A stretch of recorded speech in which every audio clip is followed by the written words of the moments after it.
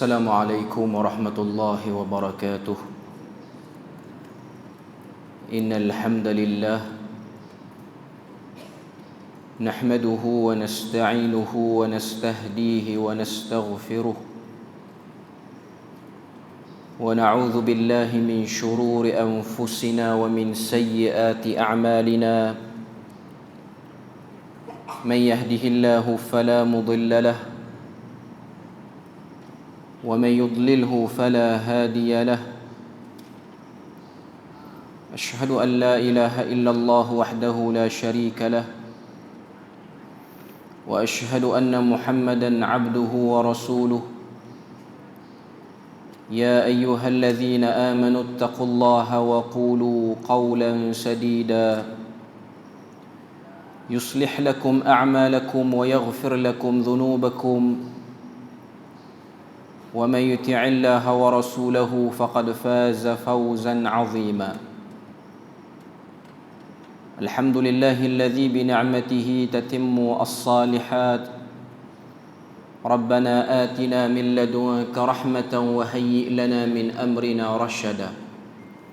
اللهم آت نفسي تقواها وزكيها وأنت خير من زكاها أنت وليها ومولاها. أما بعد. Alhamdulillah, syukur pada Allah Azza wa Jal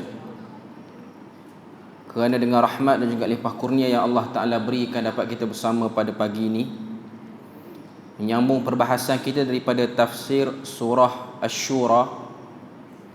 Sambungan kita pada pagi ini ialah ayat yang ke-6.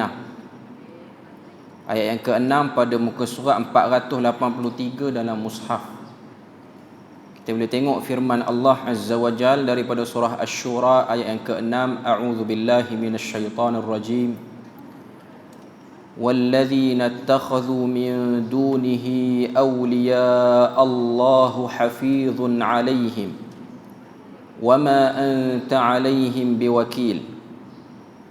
Maksudnya ialah dan sebaliknya orang-orang yang menjadikan sesuatu yang lain daripada Allah sebagai pelindung yang disembah dan yang diharapkan pertolongannya, Allah sentiasa mengawasi tingkah laku mereka serta akan membalasnya.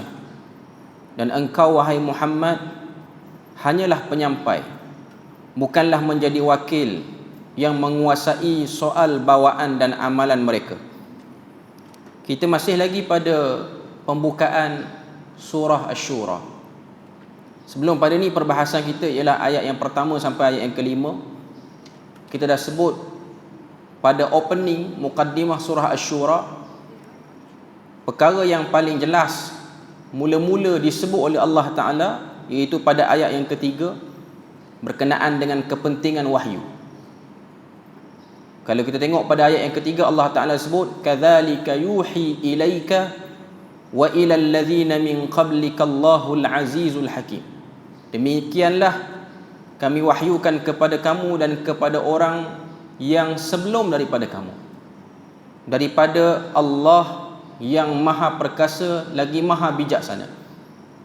Maknanya daripada ayat ketiga Allah Ta'ala nak sebut tentang punca kepada kemuliaan dan punca kepada kebijaksanaan yang akan diberikan kepada manusia. Itu ialah kembali kepada sejauh mana hubungan orang tu dengan wahyu. Kalau dia dekat dengan wahyu, maka banyaklah kemuliaan yang akan dekat pada dia dan banyaklah juga kebijaksanaan yang akan dia dapat. Al-Hakim dan Al-Aziz, dua nama Tuhan pada ayat ketiga itu merujuk kepada apa yang akan orang tu dapat bila mana berinteraksi dengan baik dengan wahyu. Namun di sana ada sebahagian manusia yang memilih untuk menentang wahyu. Bila mana dia menentang wahyu, maka lawan kepada mulia itu hina, lawan kepada bijaksana itu ialah kebodohan. Iaitu dia tidak dapat melihat perkara yang lebih utama untuk diutamakan dan tidak dapat mencari kemuliaan, bahkan menghinakan diri. Jadi sambungan kita pada pagi ni ayat yang ke-6, Allah Ta'ala sebut dan teruskan lagi tentang perangai, sikap, ideologi, fahaman yang ada dalam penentang wahyu iaitu mengambil selain daripada Allah Azza wa Jal, itu pihak yang digelar sebagai hafiz. Sebab pada ayat yang ke-6 Tuhan sebut, walladzina ittakhadhu min dunihi awliya Allahu hafizun alaihim. Dan orang-orang yang mengambil selain daripada Allah Azza wa Jalla itu dan menyangka ianya ialah wakil-wakil Tuhan yang sah. Perkataan awliya itu mai pada perkataan yang bermaksud penjaga, wali. Dan yang lebih besar lagi penjagaannya disebut dengan hafiz. Dalam bahasa Arab, penjaga ada beberapa perkataan. Yang pertama, pengawal keselamatan disebut sebagai haris. Ha alif ra sin, haris. Mai pada perkataan harasa. Yang ni setakat jaga keselamatan. Dia tak jaga maintenance. Dia tak nak bagi benda tu dikacau sahaja. Macam mana pengawal keselamatan, bila mana kita tengok diletakkan dia di satu-satu tempat, diletakkan dia di sekolah, diletakkan dia di masjid, diletakkan dia di bangunan pejabat. Kalau ada kerosakan di pejabat, bukan kerja dia untuk baiki balik. Sebab dia hanya pengawal keselamatan. Dia hanya tengok kerosakan tu datang daripada pencerobohan ataupun kerosakan tu ialah kerosakan semula jadi kerana dah sampai masa barang tu rosak. Ini kerja haris. Yang ni yang paling lemah. Maka tak menasabah dan tak sepatutnya diletakkan pada Allah Ta'ala itu sifatnya haris. Sebab haris ni paling lekeh, paling low class. Kemudian dia pergi kepada wali. Wali ataupun awliya ialah pihak-pihak yang menjaga dengan lebih teliti sikit. Tak teliti sepenuhnya, tapi teliti sikit. Iaitu bila mana berlaku kerosakan ataupun kecuaian, dia ialah pihak yang memaklumkan kepada pihak lain. Dia bukan boleh membaiki, tapi dia hanya memaklumkan sahaja. Sebab di sisi musyrikin Mekah, mereka melihat berhala-berhala, orang-orang saleh, orang-orang keramat ini ialah pihak yang boleh maklum pada Tuhan. Macam kita pergi mengadu kepada pihak berkuasa tentang keadaan yang berlaku di sini macam ni. Kadang-kadang pengaduan kita tak diambil peduli pun. Sehinggalah kita guna kabel. Mungkin kita boleh terjemah juga wali itu dengan makna kabel. Kita kenal adun mana-mana kawasan, kita kenal pegawai mana-mana tempat, kita pun beritahu dekat dia. Dia pun bagi tahu dekat pihak atasan. Dengan sebab melalui dia tu pengaduan kita lebih cepat. Dan yang lebih tinggi lagi ialah hafiz. Hafiz ini ialah pentadbir, pengurus, penjaga dan segala-galanya. Maknanya kerosakan pun dialah yang akan keluarkan bantuan, dialah yang akan turunkan bajet, dialah yang akan buat apa saja. Jadi dalam keadaan waktu ayat ni turun, musyrikin Mekah pada waktu itu mereka cuba nak upgrade berhala ni kepada hafiz. Nak angkat berhala ni bukan setakat wali saja lagi, tapi ianya ialah hafiz. Iaitu pihak yang boleh menyembuhkan, boleh menguruskan, boleh memberikan kebaikan. Seperti mana yang kita tengok sebahagian musyrikin Mekah bila mana mereka sakit, mereka tak minta pada Allah Ta'ala lagi, mereka direct kepada berhala, sebut nama berhala. Ataupun dalam istilah kita sekarang kita sebut dengan nama istighathah. Dia bukan lagi tawassul, dia istighathah. Istighathah ni maknanya minta terus dengan pemilik kubur itu ataupun pemilik ataupun tempat itu, patung itu. Walaupun benda ni dilakukan oleh musyrikin Mekah dan Nabi telah pun wafat, penyakit ni masih lagi melekat pada orang Islam sampai sekarang ni pun. Sebab kita kena tahu surah Asy-Syura ni ialah surah yang membincangkan juga isunya ialah buat ibadah yang disangka betul sedangkan tak betul. Itu ialah pokok perbincangan yang ada dalam surah Asy-Syura ni. Sebab ada sebahagian manusia dia rasa ibadah yang dia buat ni ialah ibadah yang boleh ada dalam agama sedangkan dia tak dibenarkan. Dan kita pun tahu situasi musyrikin Mekah khususnya pada waktu ini, mereka menyangka mereka sebagai penyambung lidah Nabi Ibrahim, penyambung legasi Nabi Ibrahim.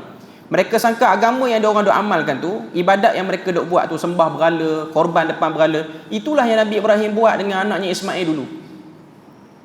Dengan sebab itulah mereka memandang Nabi Muhammad ni sebagai pihak yang menyeleweng, sebab dia rasa apa yang Nabi Muhammad buat tu bukan yang Nabi Ibrahim buat. Pada waktu latar surah Asy-Syura ni turun, dua kelompok besar yang menjadi penentang pada wahyu. Pertama ialah ahli kitab. Ahli kitab ialah Yahudi dan juga Kristian yang menyangka mereka lebih memiliki maklumat tentang Tuhan berbanding Rasulullah. Yang kedua ialah musyrikin Mekah kerana menyangka mereka lebih berhak untuk mewarisi apa yang dibawa oleh Nabi Ibrahim. Ternyata kedua-duanya ini ialah sangkaan semata-mata.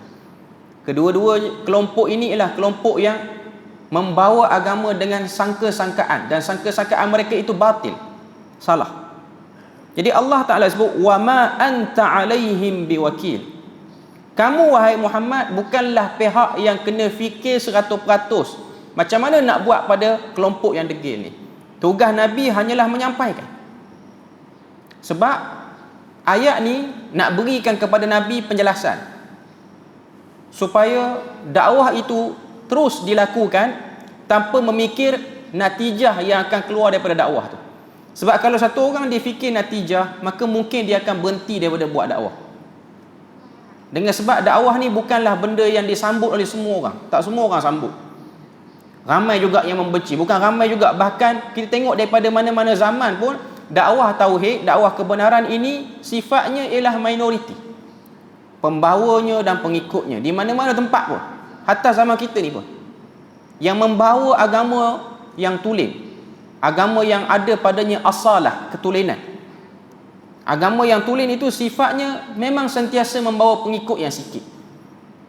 Jadi kita kena sentiasa minta pada Allah Azza wa Jal supaya Allah Ta'ala berikan kepada kita perasaan, keinginan dan juga kebersamaan untuk bersama dengan kelompok yang benar. Sebab tu di hari Jumaat yang mulia ni, antara bacaan yang disunnahkan ialah kita membaca suratul Kahfi. Dan dalam surah Kahfi itu pula adanya doa Ashabul Kahfi. Doa Ashabul Kahfi ialah pada ayat yang ke-10. Allah Ta'ala sebut iz awal fityatu ilal kahfi faqalu rabbana atina min ladunka rahmatan wa hayyi' lana min amrina rasyada. Ketika mana pemuda-pemuda itu berlindung ke gua, lalu mereka pun berdoa memanjatkan permohonan pada Allah Ta'ala, wahai Tuhan, berikanlah daripada sisimu rahmat kepada kami rahmat, wa hayyi' lana min amrina rasyada, dan hidupkanlah kami pada urusan ini dan jadikanlah kami pada urusan agama ini terpimpin. Perkataan wa hayyi' itu ialah satu perkataan yang besar digunakan oleh Ashabul Kahfi sebagai doa mereka. Perkataan hayyi' ni kalau kita tengok menghidupkan, ataupun mungkin perkataan yang lebih baik untuk kita letak di sini ialah mencergaskan diri. Sebab perkataan hayyi' ini ialah memberikan kepada kita semangat. Kita minta pada Tuhan supaya Tuhan beri pada kita semangat, kesungguhan. Orang yang ada padanya kebenaran, minat dalam diri dia itu pada kebenaran, Allah Ta'ala akan beri pada dia semangat, kekuatan. Walaupun zahirnya usianya sedikit berumur, ataupun mungkin dah berumur, dah mungkin tua, tapi bila mana dia kena kebenaran, dia akan lebih bersemangat. Kita tengok sebahagian orang yang tahu besarnya pahala salat berjemaah, walaupun dia tua, dia bersemangat lebih pada orang muda lagi. Datang dia ke masjid. Orang yang tahu kelebihan dan besarnya pahala sedekah, cara dia bersedekah macam dia tak takut kepada kefakiran. Cara dia beribadah macam dia ada tenaga yang disimpan di tempat mana pada diri dia, luar biasa. Berbeza dengan sebahagian orang mungkin dari segi tubuh badannya besar, hebat, nampak orang yang ada kemampuan. Sebab tu kita tengok beberapa bulan yang lepas, satu orang muda mungkin dalam lingkungan usia 20 ke 30-an, dengan badan yang tegak, naik atas bangunan, naik atas jambatan Pulau Pinang nak terjun. Tak kuat dia tak kuat. Dia lebih teruk daripada orang tua yang bertongkat datang ke masjid. Orang tua datang ke masjid 5 waktu lagi, tapi dia kena hentaman ujian hidup, dia nak terjun dah. Terjun pula jambatan Pulau Pinang, rendah je. Cari yang tinggi sikit. Tu lambat lagi mati tu. Mana cari yang tinggi lagi. TRX ke yang baru lancar, yang tu puas hati. Kalau jatuh pun yang mati betul. Cuma nak katanya sebahagian orang kita dia lemah. Futuwah dia tu kurang. Kiblat dia salah tu. Betulkan kiblat dia. Kiblat ke sana. Ya. Okay. Balik kepada isunya, sebab apa disebut dengan fityah? Kerana mereka ini adanya futuwah. Futuwah ni ialah sikap keremajaan. Maknanya dia semangat, walaupun dia tua, dia remaja dalam ibadah dia. Dan sebahagian orang muda, walaupun dia muda, dia tua pada ibadahnya. Dan ini sangat merugikanlah. Dan lebih baik ialah satu orang muda, waktu dia muda pun sifat ibadahnya seperti orang muda. Sebab tu futuwah ini memerlukan kepada sabwah. Sabwah ni ialah kena buang benda-benda yang mengarut dalam hidup kita ni, benda-benda yang melalaikan, yang orang biasa buat, kita tak buat yang tu. Kita pilih yang lain. Maka kita akan dapat al-futuwatu fil ibadah. Keremajaan, kecergasan dalam melakukan ibadah. Sebab tu kalau tengok, ini ialah benda penting. Sebab tu kita kena baca surah Kahfi ni, dan kelebihan dia diberikan oleh Allah Ta'ala cahaya daripada Jumaat ni ke Jumaat seterusnya. Cahaya dengan makna semangat, cahaya dengan makna suluhan untuk melakukan ibadah. Tapi dengan syarat baca tu kita faham. 110 ayat tu memang memerlukan sedikit masa untuk kita faham semua. Kalau baca memang boleh baca laju, tapi untuk faham, sebab tu para ulama meminimumkan paling kurang baca 10 ayat awal, 10 ayat akhir. Sebab pada 10 ayat awal tu pun dah ada doa Ashabul Kahfi. Paling minimum lah, supaya kita minta pada Tuhan untuk kita dapat benda tu. Dan kalau kita tengok, perlunya kita kepada hidayah dan minta jauh kita daripada sikap tak bersyukur, malah buat ibadah. Ini benda penting. Kita tak nak jadi macam Ashabul Kahfi ni. Kita tak nak jadi, bukan Ashabul Kahfi, kita nak jadi macam Quraisy ni yang telah melakukan kesilapan dalam mengambil sembahan dia. Kalau kita tengok, ni contoh sikit sebelum kita masuk ayat yang ke-7. Allah Ta'ala nak suruh kita ni sentiasa berada di atas hidayah. Di setiap fasa umur ni, dia ada doa-doa khusus ni. Orang muda, doanya ialah doa Ashabul Kahfi. Rabbana atina min ladunka rahmatan wa hayyi' lana min amrina rasyada. Ini ialah doa yang perlu diamalkan waktu dia balik sampailah dia masuk usia 39. Itu sebahagian pandangan para ulama menyebutkan amal doa ni, fahami doa ni. Bila mana dia dapat usia yang ke-40, dia masuk usia 40, dia ada doa lain pula. Yang tu kita boleh tengok surah Al-Ahqaf ayat yang ke-15. Allah Ta'ala sebut, hatta idza balagha ashuddahu wa balagha 40 sanah. Apabila dia sampai kepada kemuncak kedewasaan dan sampai usia 40 tahun, qala, hendaklah dia berdoa, rabbi auzi'ni an ashkura ni'mataka allati an'amta alayya wa ala walidayya wa an a'mala salihan tardah wa aslih li fi dhurriyyati inni tubtu ilaika wa inni minal muslimin. Ini doa orang yang dah sampai usia 40, masuk usia 40 dan nak menjangkau kepada akhir usia dia. Doa ni ada dalam Quran. Ashabul Kahfi ayat 10, doa supaya minta kita ni cergas dalam buat ibadah. Bila mana usia 40, minta pada Tuhan, rabbi auzi'ni an ashkura ni'mataka. Wahai Tuhan, limpahkanlah kepadaku untuk bersyukur di atas nikmat-Mu yang telah Engkau berikan kepadaku, wa ala walidayya, dan juga kepada kedua ibu bapaku, wa an a'mala salihah, dan sentiasalah aku melakukan amal saleh, tardahu, yang kamu redai, wa aslih li fi dhurriyyati, dan baikilah zuriat aku. Sebab waktu kita usia 40 dan ke atas, kekuatan kita tak akan sama sewaktu kita usia 30-an dan 20-an. Sebahagian orang mungkin dia kahwin awal, dia dapat anak awal, jadi dia sempat tengok anak dia membesar. Waktu dia menjaga anak dia pada usia 20-an, 30-an, tak sama dah dengan waktu dia menjaga anaknya ataupun dia memelihara anaknya pada usia 40 ke atas. Kudrat dia makin kurang dan capaian anak lebih lagi jauh pada kita. Itu benda yang kita kena sedar. Mungkin usia anak tu masih lagi kecil, capaian anak tu dekat dengan kita, kita masih lagi melihat dia depan mata kita. Tapi waktu kita dah umur 40 ke atas, anak tu dah makin besar, dah masuk usia belasan, sekolah menengah, kita tak boleh dah nak pegang pemikiran dia, tak boleh nak jamin apa kecenderungan dia, tak boleh nak atur lah. Sebab dia dah ada pilihan dia sendiri dan dia memulakan kehidupan dia, cara fikir dia yang berbeza pada kita. Yang ada pada waktu tu hanyalah doa pada Allah Ta'ala. Sebab itulah dalam doa tu ayat 15 surah Ahqaf, wa aslih li fi dhurriyyati, ya Allah baikilah zuriat aku sebab aku tak mampu dah nak baiki, tak larat dah. Inni tubtu ilaika wa inni minal muslimin, sesungguhnya aku bertaubat kepadamu dan aku mengisytiharkan diriku daripada orang-orang yang berserah diri kepadamu. Doa ni bagus untuk kita amalkan. Sebenarnya tak perlu sampai umur 40 pun kena amal doa ni. Orang muda pun boleh amal.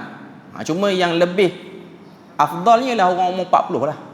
Rabbi auzi'ni, ya Allah limpahkan pada aku. Perkataan auzi'ni ni mari pada perkataan waza'a yang bermaksud bahagi. Ataupun kita utara kita sebut, ya Allah bedakkanlah kepada aku. Macam tu lah kot. Beri kepada aku. Yang eloknya adalah orang yang usia 40 ke atas. Macam saya tak perlu amal lagi. Tapi bilangan jari saya ni lagi banyak berbanding usia sekarang nak pergi ke 40.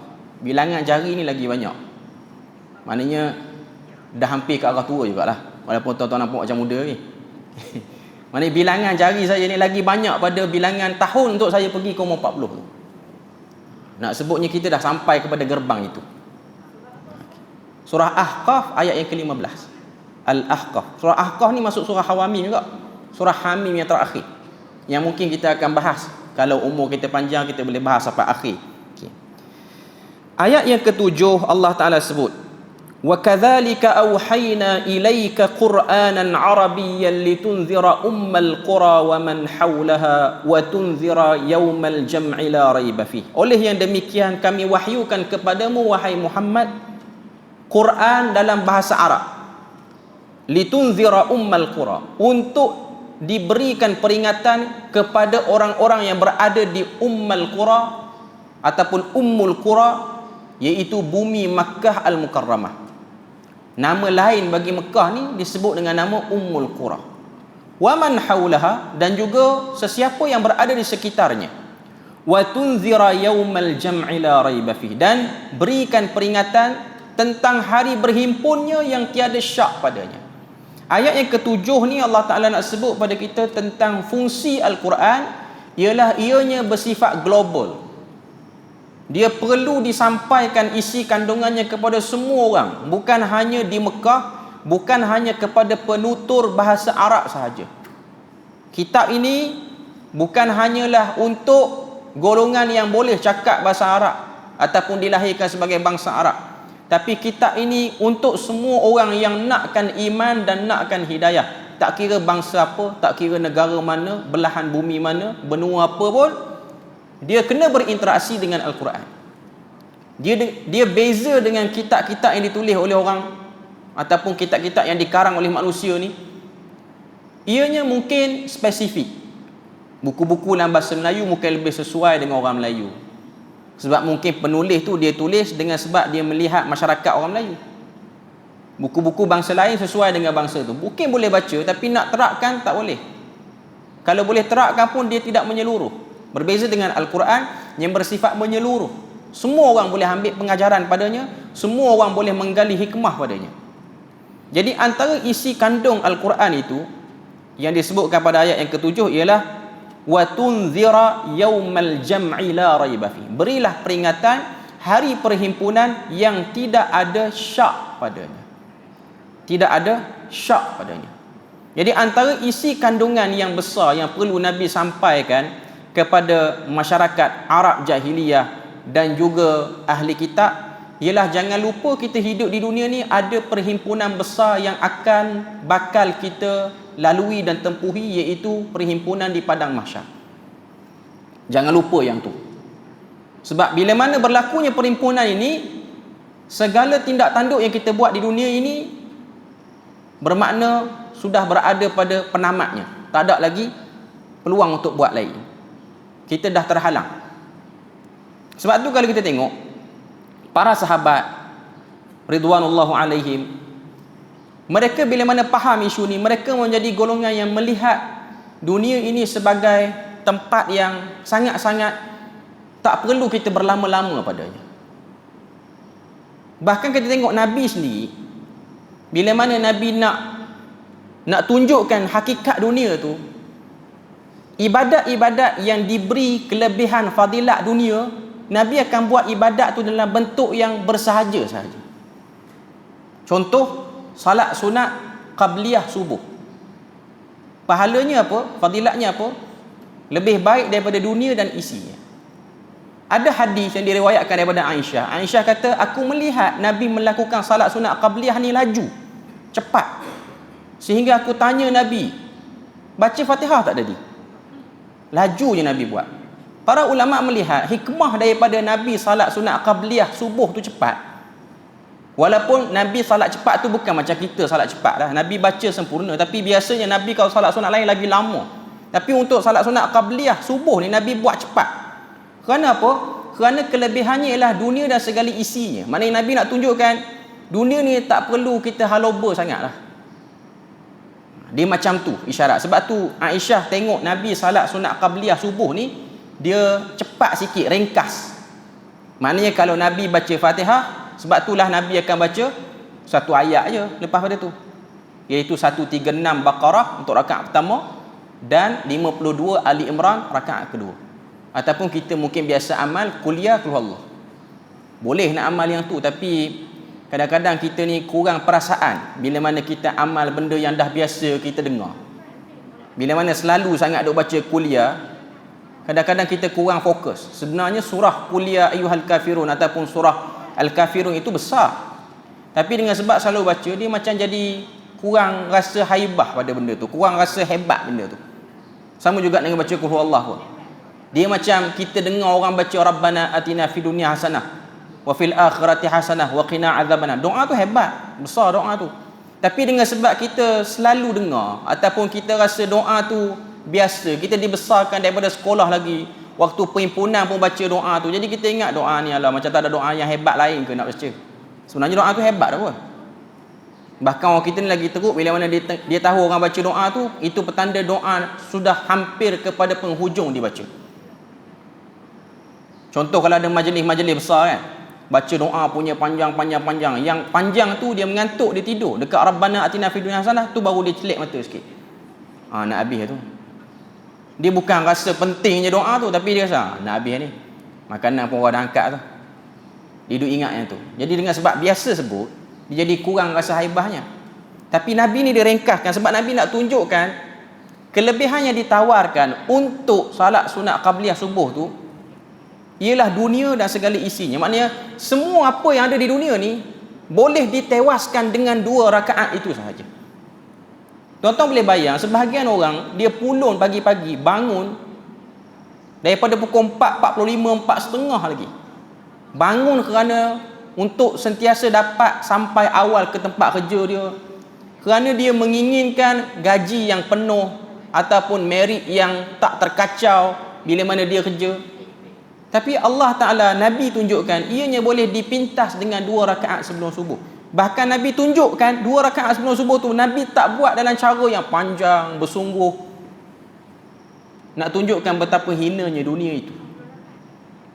Sebab tu hadis yang terkenal yang diriwayatkan daripada Ibnu Majah daripada sahabat bernama Sahal bin Sa'ad As-Sa'idi, dia kata telah datang seorang lelaki jumpa Nabi dan dia tanya, ya Rasulullah, dulluni ala amalin idza amiltuhu ahabbani Allah wa ahabbani nas. Wahai Rasulullah, tunjukkan pada aku amalan yang kalau aku buat Allah Ta'ala sayang pada aku dan manusia pun sayang pada aku. Nabi jawab, Nabi kata, izhad fid dunya yuhibbakallah. Zuhudlah kamu kepada dunia, Allah Ta'ala akan cintai kamu. Wazhad fima indan nas yuhibbakan nas. Dan kamu zuhud pada apa yang dicenderungkan oleh kebanyakan manusia, maknanya manusia suka benda tu, kamu akan dicintai oleh manusia. Daripada hadis ni kau tengok Imam An-Nawawi dia letak dalam himpunan hadis 40. Hadis ni hadis yang ke-31 dalam himpunan hadis 40. Imam Ibnu Hajar Al-Haythami dia sebut hadis ni merupakan antara tonggak agama. 4 hadis yang dia lihat sebagai tonggak agama. Salah satunya lah hadis ni. 3 lagi saya tak ingat. Cuma saya nak sebutnya lah dia meletakkan ini sebagai tonggak agama. Hadis ni. Hadis izhad fid dunya yuhibbakallah. Zuhudlah kamu pada dunia, Allah Ta'ala akan cinta pada kamu. Bila mana kita melakukan kezuhudan pada dunia, zuhud ni maknanya tidak terlalu menjadikan keutamaan dunia.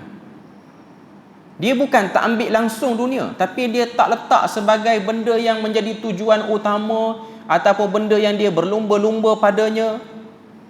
Dia pilih untuk bersederhana. Sebab tu para ulama memasukkan beberapa tokoh dalam bab keduniaan, dalam bab kezuhudan terhadap dunia ni. Antaranya ialah Umar bin Abdul Aziz. Selain pada tu, yang awal lagi ialah Uwais Al-Qarani dalam hadis riwayat Muslim. Bagaimana Nabi menceritakan tentang sifat satu orang lelaki daripada Yaman yang dia ni doanya sangat mustajab, dan Nabi pesan kalau kamu jumpa dia, kamu minta doa kepadanya, sebab doa dia sangat mustajab. Dia ni tabi'in, dia tak sempat jumpa Nabi, hidup sezaman dengan Nabi tapi tak sempat jumpa Nabi. Dia sempat jumpa Umar Al-Khattab. Waktu jumpa Umar, dia datang sebagai pembantu kepada kabilah daripada Yaman. Kabilah perjalanan, bukan kabilah suku apa, maknanya kelompok rombongan perjalanan tu. Dia ni dilihat sebagai budak yang dikira sebagai tukang angkat beg saja. Setelah dilihat ciri-cirinya, dan Umar telah cari dalam tempoh masa beberapa tahun, dia pun tanya, kamu ni nama apa? Dia pun sebut, aku daripada Qaran. Qaran tu nama tempat, satu lembah di Yaman. Jadi, adakah kamu Uwais bin Amir? Dia pun kata, akulah Uwais bin Amir. Lalu pun Umar kata, doakan untuk aku. Dia tanya, apa keperluan aku untuk doa pada kamu, sedangkan kamu sudah ada peluang duduk dekat dengan Nabi? Dia kata, doa dulu. Dia pun doakan ampunan untuk Umar, doakan kebaikan untuk dunia dan akhirat Umar. Lepas selesai tu baru Umar beritahu, kerana ini ialah wasiat Nabi. Kerana ini ialah wasiat Nabi. Tuan-tuan boleh bayang, dia pangkat lagi rendah, tapi dia telah diburu oleh orang-orang yang disebut sebagai top 3 syurga. Kalau Umar tak minta doa pun daripada Uwais Al-Qarani ni, tak ada masalah pun. Sebab dia dah memang confirm syurga sebelum Nabi sebut tentang Uwais Al-Qarani ni. Tapi nak kata loba dan tamaknya orang kepada kebaikan, dia memang akan jadi macam tu. Lalu Uwais Al-Qarani ditawarkan kemuliaan. Dia kata, kalau kamu duduk di Madinah, aku akan beri tempat sekian-sekian, kata Khalifah Umar Al-Khattab. Dia kata, tak, aku akan pergi ke Iraq. Dia kata, sebelum kamu pergi Iraq, biar aku hantar utusan, hantar surat pada gubernur sana untuk dia beri tempat. Dia kata, tak perlu. Cukup orang kenal aku sebagai orang biasa saja. Dia pergi ke Iraq, dia bekerja dengan satu orang, ambil upah untuk penuhi keperluan orang tu. Sama ada urus ternakan dia ke kenderaan dia, apa saja. Sehinggalah satu orang daripada Madinah, dia nak pergi ke Iraq. Lalu Umar kata, kalau kamu nak pergi ke Iraq, kamu jumpa dengan lelaki ni, iaitu Uwais Al-Qarani, dan bawa pada dia hadiah ni. Bila mana dia pergi ke Iraq, dia jumpa Uwais Al-Qarani dan dia cari. Bukan senang nak cari tu, sebab Iraq sekarang dengan Iraq dulu lain. Iraq sekarang ni pun dah besar. Iraq dulu ialah Iran dan juga Iraq sekarang. Dua-dua negara tu disebut sebagai Iraq dulu. Semuanya Iraq. Bila mana dia pergi, dia jumpa, dan dia pun kata, doakan pada aku. Uwais pun tanya, kamu mesti orang yang pernah jumpa dengan Umar Al-Khattab. Dia kata, ya, aku pernah jumpa Umar Al-Khattab, dan ni hadiah yang dia bagi untuk kamu. Akhirnya Uwais doakan dia, dan dia pun cerita dekat orang-orang di Iraq ni, kamu tahu tak, di tempat kamu ni, di negeri kamu ni, ada orang yang doa dia mustajab, yang Nabi suruh kita jumpa dia dan minta doa pada dia. Waktu dia sedar benda tu mula tersebar, dia jumpa lelaki pada Madinah. Esok sebelum matahari cerah, dia hilang daripada Iraq. Sebab tu para ulama tidak dapat menetapkan keberadaan Uwais Al-Qarni secara tepat pengakhiran hidupnya di mana. Tak tahu. Sebab dia lebih selesa dengan cara seperti itu. Dia lebih selesa dengan cara menyembunyikan diri. Sebab tu tak ada riwayat sebut kuburnya di mana, dia berakhir hayatnya di mana, tak ada. Tak ada orang tahu dan tak ada orang kenal dia. Sebab dia pilih dengan cara itu. Tapi dia mulia. Sebab doanya telah menyebabkan Nabi menyebut kelebihan yang ada pada diri dia. Jadi ini ialah bentuk-bentuk kezuhudan yang ada. Jadi nak sebut pada kita bahawasanya, bila mana Al-Quran ini turun, fungsi Quran ialah beritahu tentang hari kiamat. Macam ayat yang ke-7 ni. Bila mana kita sedar hari kiamat ni ialah hari yang besar untuk kita beri perhatian, kita akan lihat semua urusan-urusan dunia ni akan jadi biasa dan bersahaja. Dan tak perlu untuk kita ambil masa lama berurusan dengan urusan dunia sehingga kita membuang umur kita yang panjang. Biasa-biasa saja, pada-pada saja. Sebab tu balik kepada surah Ahqaf ayat yang ke-15 tadi, bila mana usia yang ke-40, maka berdoalah dengan doa tadi, lelaki dan perempuan. Maknanya bila mana Tuhan dah bagi pada kita usia sampai 40 tahun, 40 tahun dah duduk atas muka bumi ni, maka secara normalnya manusia tu dah cukup dan dah merasai hampir ke semua daripada kenikmatan dunia. Dia dah rasa hampir semualah. Jadi bila mana usia 40 ni, dia kena tarik handbrake untuk dia slow sangat-sangat dalam mengekori dunia. Sangat slow dia ekori dunia. Biasa saja. Tapi bukan mudah lah benda ni. Hidup zaman kita ni lagilah payah. Kadang-kadang orang yang tahu dalil agama pun, orang yang belajar agama pun, makin umur 40 makin sakan dia kejar dunia. Waktu muda tak sakan sangat. Umur 40 lagi semangat dia kejar dunia. Ini antara keterbalikan kepada sebahagian manusia. Okay. Jadi Allah Ta'ala sebut pada ayat ke-7, kenapa kena beri pesan kepada sekalian penduduk bumi ini, tak kira Islam tak Islam, Arab tak Arab, kerana fariqun fil jannah wa fariqun fis sa'ir. Kerana yang akan dikelompokkan di akhirat nanti cuma dua. Kelompok syurga dan juga kelompok neraka. Dua ni saja. Jadi kalau kita tak ke syurga, kita ke neraka. Kalau kita tak ke neraka, kita ke syurga. Dua tu saja. Tidak ada kelompok yang ketiga ataupun memilih tempat-tempat yang lain. Kemudian Allah Ta'ala sebut pada ayat yang ke-7, kenapa manusia ini diciptakan berbeza-beza, bangsa, kulit, warna, cara fikir. Walau sya'a la ja'alahum ummatan wahidah. Kalau sekiranya Tuhan menghendaki, dia boleh menjadikan umat manusia itu satu saja. Walakin yudkhilu man yasha'u fi rahmatih. Akan tetapi dia ingin memasukkan siapa yang dia kehendaki ke dalam rahmatnya. Wadh-dhalimuna ma lahum min waliyyin wala nasir. Dan orang-orang zalim sini merujuk kepada orang-orang yang kufur, musyrik. Tiada pada mereka itu pelindung, tiada pada mereka itu nasir, pembantu.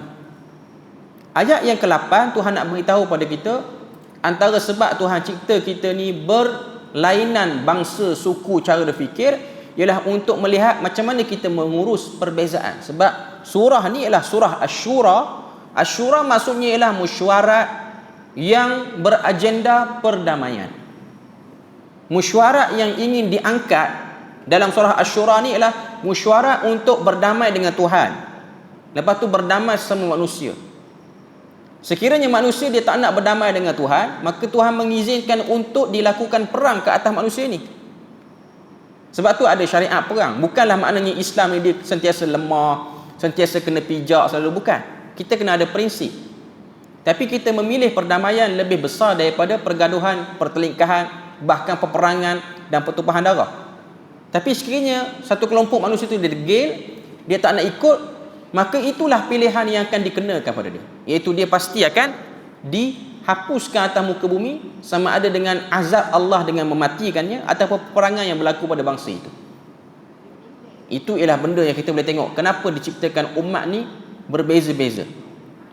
Kemudian ayat yang ke-9, masih lagi nak cerita jenayah daripada sebahagian penentang wahyu. Amittakhadhu min dunihi awliya. Adakah patut sebahagian daripada manusia mengambil selain daripada Allah Ta'ala itu pelindung, wali? Fallahu huwal waliyun. Ketahuilah Allah Ta'ala itulah pelindungnya. Wa huwa yuhyil mauta. Dan dialah yang menghidupkan segala yang telah mati. Wa huwa ala kulli syai'in qadir. Dan dialah yang maha mengetahui dan maha menetapkan segala sesuatu atas sekalian makhluknya. Jadi ayat yang ke-9 Allah Ta'ala nak sebut pada kita, sedarlah, berdamailah dengan wali yang sebenar, iaitu Allah Azza wa Jalla. Wali ni kita kena buang dalam kepala waktu baca surah Asy-Syura ni, wali yang ada karamah, yang ada kepelikan. Bukan itu yang kita bincang pada surah ni. Yang kita bincang sini ialah pelindung dengan makna pemberi keselamatan yang sebenar, hakiki, pemberi asbab, pemberi sebab berlakunya segala apa dalam hidup kita. Siapakah pihak yang memberi kita makan? Siapakah pihak yang memberi kita rezeki? Ianya adalah Allah Azza wa Jalla. Jadi manusia ni diajak untuk berdamai dengan Tuhan. Macam mana cara berdamai dengan Tuhan? Patuh perintah dia, buat segala suruhan dia, jangan ingkar, hindari segala larangan dia. Kemudian ayat yang ke-10, wa makhtalaftum fihi min syai'in fa hukmuhu ila Allah dzalikumullahu rabbi alaihi tawakkaltu wa ilaihi unib. Tidaklah berselisih padanya sedikit pun manusia ini, melainkan cara untuk mengangkat perselisihan itu ialah hukumnya kembali kepada Allah. Kalau kita berselisih, kita kena balik kepada hukum yang ditetapkan oleh Allah Ta'ala. Macam mana nak mengangkat perselisihan itu? Dzalikumullahu rabbi, demikianlah Allah Ta'ala itu Tuhanmu. Alaihi tawakkaltu, wahai Muhammad, katakanlah kepada penentang-penentang wahyu, kepada Allah Ta'ala lah aku bertawakal dan kepadanya lah aku kembali ataupun aku rujuk kepada segala sesuatu. Jadi ayat ke-10 Tuhan nak sebut pada kita bahawasanya manusia akan berselisih, ikhtilaf akan berlaku. Cuma yang dilarang dalam ikhtilaf itu ialah an-niza', iaitu pertelagahan, pergaduhan yang buruk. Tuan-tuan boleh pilih apa-apa pandangan yang berbeza. Bahkan tuan-tuan boleh pilih pandangan yang berbeza sesama pasangan hidup kita, sesama isteri kita ataupun suami kita. Isteri kita nak pegang pandangan ni dalam fiqh, kita boleh pegang pandangan lain, tak salah. Tapi jangan menyebabkan berlaku keretakan rumah tangga kerana isu itu. Tak padah. Sebab tu dia perlu ada syura, dia perlu ada persefahaman, dia perlu ada duduk semeja, bincang, muhasabah, tengok macam mana nak mengurus perselisihan ni. Jadi ini adalah benda yang nak diangkat dalam surah Asy-Syura ni. Nak beritahu kepada orang-orang kafir, kalau kamu nak berdamai dengan Tuhan, maka Islam menawarkan kebaikan pada kamu. Cuma bila mana kita menghadapi pihak-pihak yang kadang-kadang keras dia punya pertembungan dengan kita, pertama, hujah mesti ditegakkan. Tidak boleh kita mengikut kecenderungan dia sehingga kita menidakkan kebenaran, ataupun kita sebut sekarang sebagai pelisih. Tak boleh. Atas alasan tak nak bergaduh panjang, saya pun kata boleh lah, dah nak sangat dia buat benda tu, saya kata boleh. Tak boleh. Yang agama kata tak boleh, kita kata tak boleh. Cuma cara kita melantunkan, menghantar hantaran itu ialah dengan cara yang paling damai. Dan kita tidak melakukan apa-apa pergaduhan. Kita kena contohi apa yang telah ditunjukkan oleh anak Nabi Adam. Kalau kita buka dalam Al-Quran, surah Al-Ma'idah, cerita tentang anak Nabi Adam ni. Kita buka surah Al-Ma'idah, juzuk yang ke-12 kalau saya tak silap. Sejak watlu alaihim naba abnai adam bil haqq, juzuk yang ke-6 maksudnya. Ya, juzuk yang ke-6 surah Al-Ma'idah ayat yang ke-27.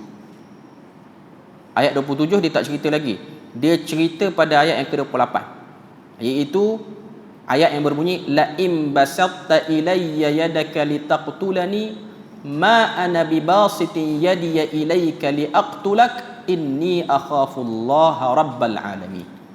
Ini ialah contoh perdamaian yang ditawarkan oleh salah satu daripada zuriat anak Nabi Adam.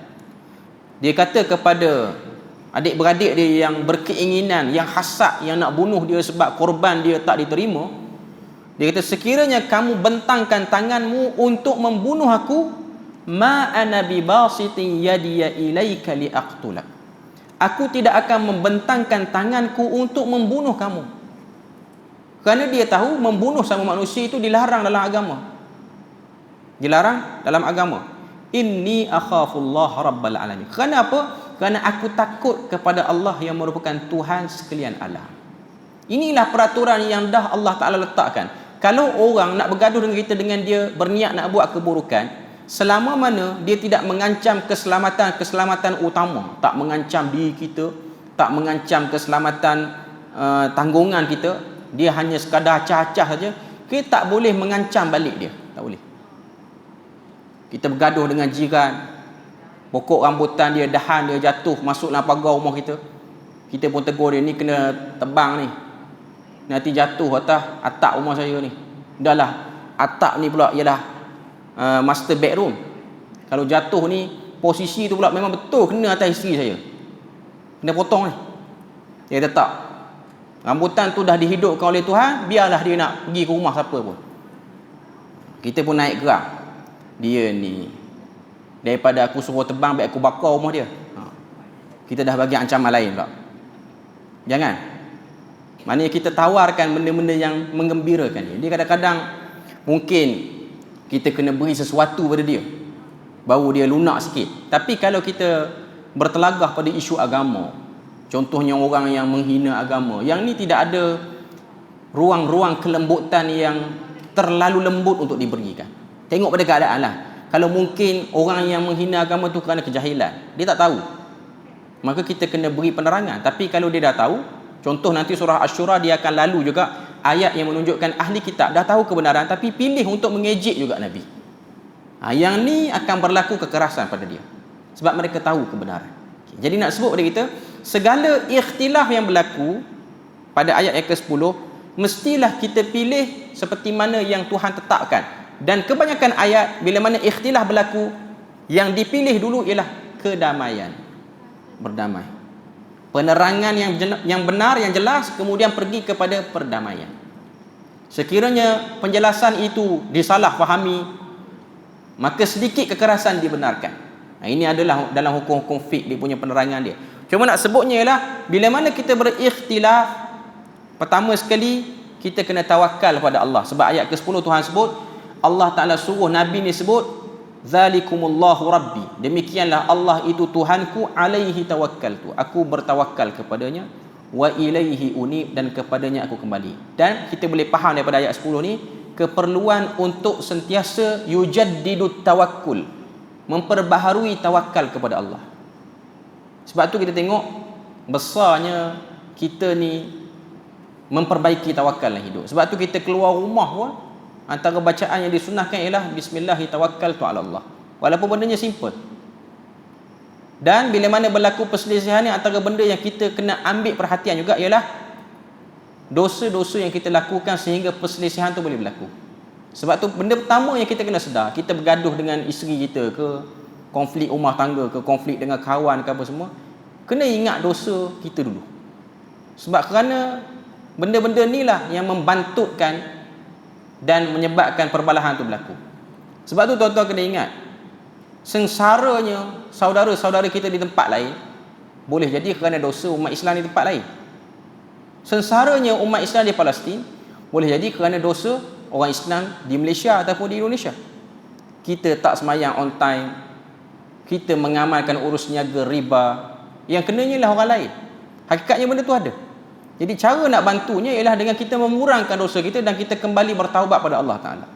Setiap kali kita bertaubat, maka akan kuranglah himpitan, tekanan pada golongan-golongan yang sedang mengalami konflik di tempat-tempat lain. Sebab tu dalam salat, kalau kita tengok Nabi ni, dia pesan kepada sahabat yang buat saf, istawu sufufakum ataupun sawu sufufakum wala takhtalifu, jangan berselisih. Maknanya janganlah tumit seorang ke belakang, yang ni ke depan, dada seorang ke depan, yang ni ke belakang. Kesannya apa? Fatakhtalifa qulubakum, berselisihlah hati kamu. Sebab tu pengalaman peribadi saya tengok waktu belajar sekolah dulu. Kita sama-sama belajar sekolah ni kadang-kadang ada tak puas hati sama-sama kawan. Mungkin kerana dia ni suka repot ke apa semua, jadi kita tak puas hati dengan dia.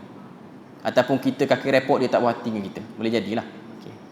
Jadi bila mana orang Terengganu panggil mopek ni perangai suka repot, nak tunjuk dia kemah depan cikgu lah. Okay.